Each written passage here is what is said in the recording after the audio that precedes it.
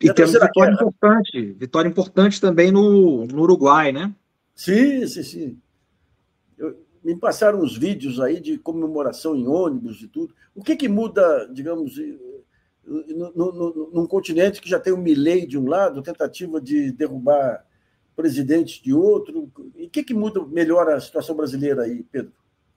Tem alguns pontos importantes aqui nessa vitória.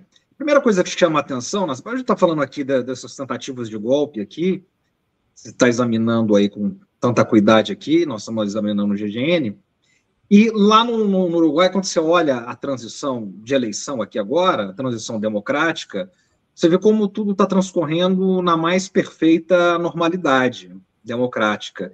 Imediatamente, antes mesmo do final da contagem de votos, o atual presidente, o Lacalle Pou, que é um presidente de centro-direita, que fazia campanha para o candidato de oposição, já ligou e já fez uma declaração oficial e já reconheceu a vitória do candidato de centro-esquerda, né, que é o Orsi, o Yamandu Orsi.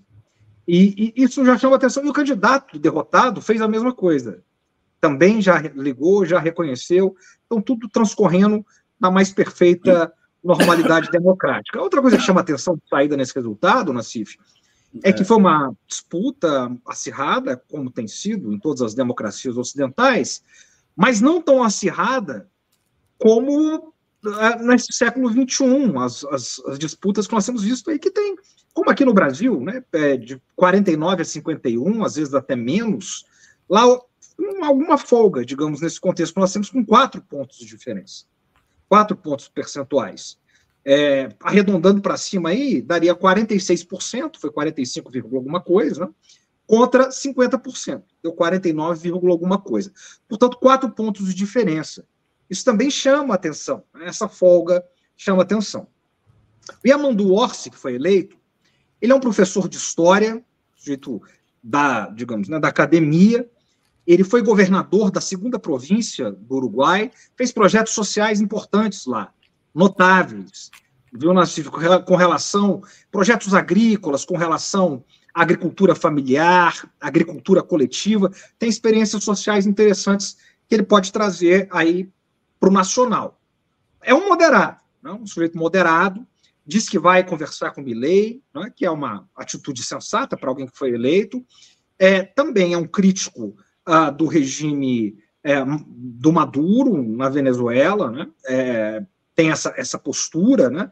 Parecido um pouco com o Boric no Chile, que é de centro-esquerda, mas assume essa postura, e ele eu acho que esse é o grande ponto, né? Ele é um pupilo do Pepe Mujica. Acho que esse é o grande destaque que nós temos, né? Tem aí vários vídeos do Pepe Mujica dançando, né? Festejando ali, dançando entre os populares, digamos assim. Ele não está no palco, né? Está no meio da multidão. Ele está doentinho, né, Nassif? Todo mundo sabe, ele passa por um processo difícil de saúde, está também velhinho, octogenário ali, quase 90 anos, né? 89, salvo engano. E ele disse, né, uma declaração dele, que eu anotei aqui, quando ele foi votar, que ele deu ali para a imprensa e para os apoiadores. Ele saiu de casa e foi votar, né, ele está com uma situação severa de saúde, e ele disse o seguinte, abre aspas para o Mujica: meu destino é o cemitério, mas eu tenho um compromisso com a juventude, por isso eu vim votar.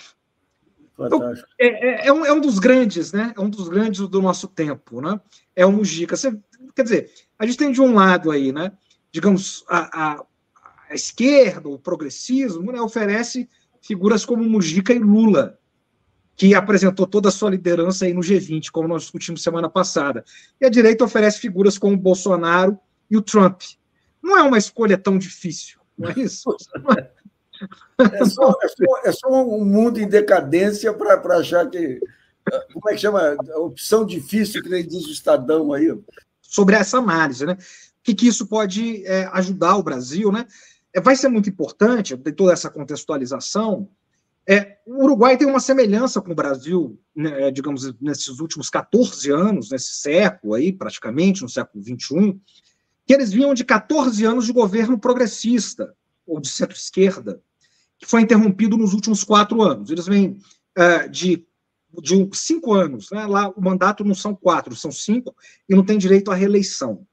Eles vêm de 5 anos de governo Tabarís Vázquez, antes de 5 anos de governo Pepe Mujica, e foi interrompido agora pelo governo Lacade Pou. A diferença é que aqui teve que ter um golpe parlamentar, sem crime de responsabilidade, para que a direita chegasse ao poder.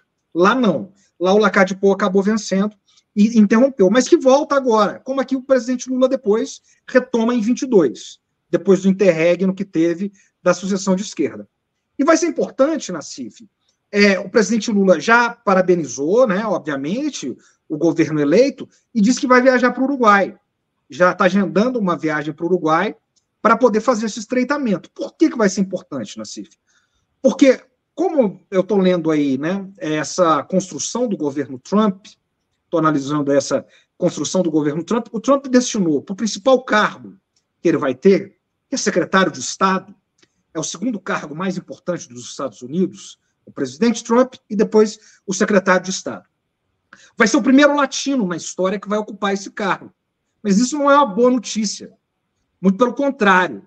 Ele colocou lá o Marco Rubio, que é um senador pela Flórida, e que os votos dele, né, a comunidade que ele serve, que ele tem lobby, que ele, enfim, são os imigrantes e os cubano-americanos. Ele é filho de cubano-americanos. Os pais dele são cubano-americanos. E o discurso dele é um discurso muito xenófobo mesmo, e um discurso muito comprometido com isso. Eu me lembro quando eu estava lá, quando ele foi candidato em 2016, foi pré-candidato contra o Trump em 2016. Era, inclusive, na época, um crítico tenaz do Trump, depois se tornou muito próximo e muito aliado. Mas, na época, né, a piada que se fazia nos Estados Unidos, Nassif, era que se ele vencesse as eleições, ele deportaria os próprios pais. É um sujeito desse tipo, né? E ele vem da ala mais conservadora, do conservador Partido Republicano, a ala ultra-fundamentalista, que é o Tea Party, que é a ala muito religiosa e fundamentalista do Partido Republicano. E com essa agenda voltada, pessoal dele, da biografia dele, voltada para a América Latina. Então, por mais que, obviamente, as preocupações dos Estados Unidos nesse momento, seja a China, a guerra na Ucrânia, os problemas no Oriente Médio, por esse traço pessoal de ter um secretário de Estado com essa origem latina e que fez e com esse perfil ultraconservador e religioso, né, naquele sentido dos neocons, certamente ele vai olhar para essas questões aqui, associado também ao outro super-ministro que o Trump vai ter, que é o Elon Musk, que tem interesses na América Latina, como todos nós sabemos.